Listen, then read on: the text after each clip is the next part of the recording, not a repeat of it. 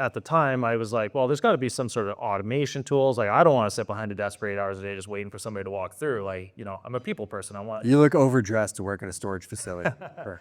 Yeah, and so I started looking for a system, and there was no cohesive system on the market to actually address this issue. And so I set about just kind of piecing together my own. I found a smart lock system that just launched into the marketplace. I was such an early adopter to it that we actually had to get them to build the original APIs with the software company that we wanted to use, set up a call center, integrate all that.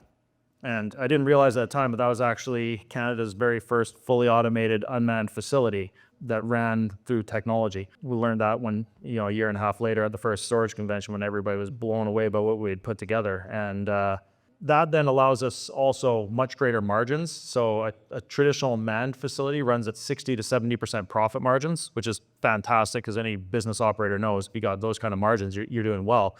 We actually achieve 80+% profit margins because we've eliminated the human capital side of things. That kind of, gives another bit of competitive advantage and creates more asymmetrical risk. And then the other side is we have fixed cost contracts.